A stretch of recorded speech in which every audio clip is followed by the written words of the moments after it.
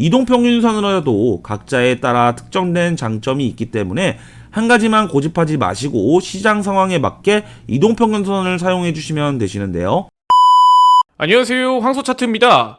영상 시청하시기 전에 구독과 좋아요 부탁드리고 해외증권사를 사용하시면 나스닥 한계약 기준 140만원, 최소증거금 14,000원부터의 선물 거래가 가능합니다. 글로벌 1,800만 다운로드 수를 기록한 메타트레이더 5와 함께 해외증권사에 대한 자세한 내용은 댓글의 고객센터 혹은 더보기란에 셀프 계좌 개설 영상을 참조해 주시기 바라겠습니다. 자, 이번 영상에서는 이동평균선의 종류를 한 번에 정리해보는 동영상을 만들어 봤습니다. 기존에 업로드한 영상을 보시면 SMA, EMA, WMA 각각의 특징에 대해서 따로 설명을 드렸었는데요. 오늘은 이 세 가지 이동평균선을 한 번에 비교해보면서 어떤 차이점이 있는지, 그리고 어떠한 상황에서 사용하면 더 유리한지, 그리고 실전 매매에서 어떤 기준을 잡고 진입 타점을 들어가면 되는지, 이 부분을 실전 과정에서 깔끔하게 정리해 드리겠습니다. 그렇기 때문에 오늘 영상도 끝까지 집중해서 시청해 주세요. 먼저 이동평균선은 크게 SMA, EMA, WMA 이렇게 세 가지로 나눌 수가 있습니다. 이 세 가지의 공통점은 모두 가격의 평균값을 이렇게 선으로 표현했다는 점입니다. 반면 가장 큰 차이점은 과거 가격 데이터를 얼마나 중요하게 반영하느냐라고 볼 수 있습니다. 먼저 SMA 단순 이동평균선부터 살펴보겠습니다. 우리가 일반적으로 이동평균선을 설정한다 라고 한다면 대부분 이 SMA 다시 심플 이동평균선을 사용하고 있다고 보시면 되십니다. 예를 들어 설정해 놓은 20일 SMA는 최근 20개의 종가를 동일한 비준으로 평균을 낸 선입니다. 구조가 단순한 만큼 안정적이고 신뢰도가 높다는 장점이 있긴 하지만 그만큼 반응이 느리다라는 단점도 함께 가지고 있습니다.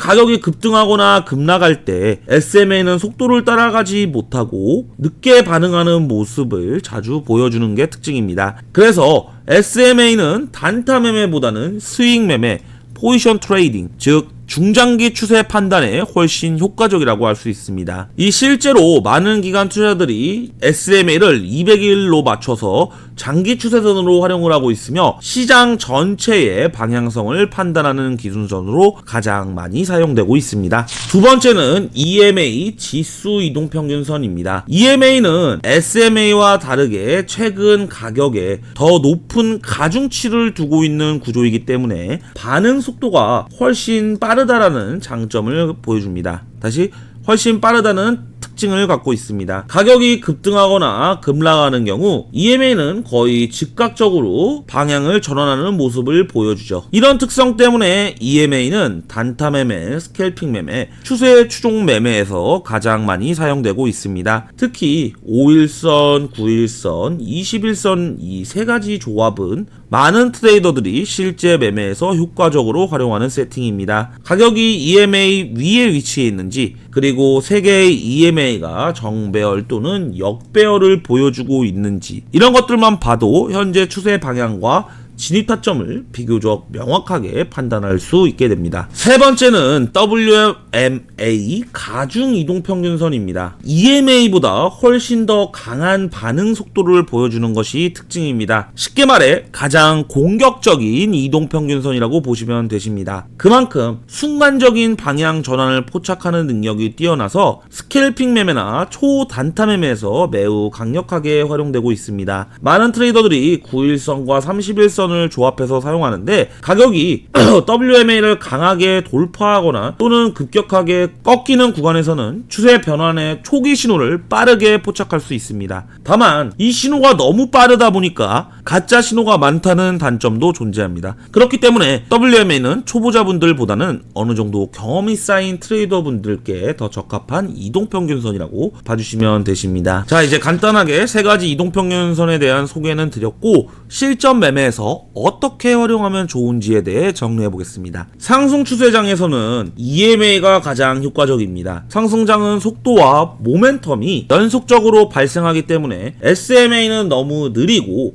WMA는 지나치게 민감해서 오히려 노이즈 신호가 많아질 수가 있습니다. 그래서 이 20일과 60일 EMA 조합이 상승 추세장에서 가장 많이 사용되고 있습니다. 이렇게 하얀색의 EMA 선이 21선인데요. 21선에서 계속 지지를 받고 있는 모습을 보여주고 있습니다. 이러한 흐름은 상승 흐름으로 판단을 해볼 수 있게 도와주고 있고, 이 20선을 이탈했다가 60선에서 반등을 했다고 한다면 이는 눌림 매수 구간으로 사용을 하고 있는 경우가 많습니다. 그렇기 때문에 상승 추세 속에서는 EMA선을 추천드리겠습니다. 반대로 하락 추세에서 역추세 매매는 SMA가 유리하다고 할 수 있어요. 하락장에서는 상승장보다 흔들림이 더 많고 노이즈가 더 심하다고 할 수 있죠. 속도가 불규칙이기 때문에 EMA나 WMA는 지나치게 요동만 치면서 오히려 혼란을 더 주는 모습을 자주 보여줍니다. 그래서 하락장에서 역추세 매매를 할 때는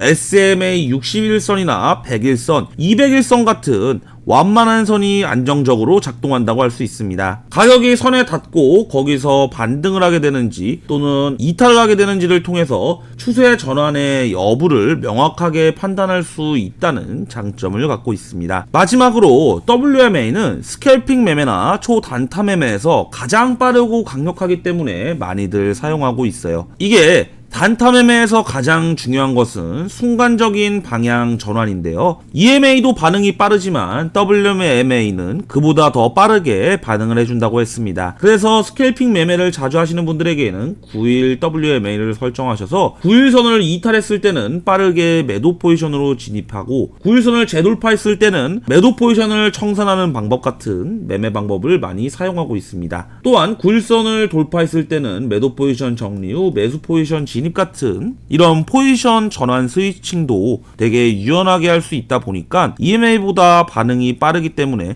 손절이나 익절도 정확하게 나온다는 장점을 갖고 있다고 할 수 있습니다. 이제 오늘 마지막으로 이동평균선 총 정리해보자면, 이동평균선으로도 각자에 따라 특정된 장점이 있기 때문에 한 가지만 고집하지 마시고 시장 상황에 맞게 이동평균선을 사용해 주시면 되시는데요. 세 가지 이동평균선 중에 정답은 없지만 상황에 맞는 선택은 있다라는 점입니다. 이제 장기 추세를 판단할 때는 SMA, 추세 매매나 스윙 매매를 할 때는 EMA, 초단타, 스캘핑을 할 때는 WMA. 이렇게 기억만 해두셔도 실전 매매에서 훨씬 안정적인 판단이 가능하게 됩니다. 이동평균선을 단순한 선이 아니라 각각 어떤 목적을 위해 만들어졌는지 이해하시고 활용하신다면 진입타점은 더욱 선명해지고 불필요한 손실은 자연스럽게 줄어들게 될 겁니다. 꾸준히 연습하시면서 본인만의 기준으로 만들어 보시길 바라겠습니다. 오늘 동영상은 여기까지이며 해외 증권사 계좌 개설 또는 메타트레이더 관련 문의사항은 아래 더보기란에 있는 셀프 계좌 개설 영상을 참고해주시고 고정 댓글에 있는 고객센터로 문의를 주시면 되시겠습니다. 지금까지 황소차트였습니다. 시청해주셔서 감사합니다.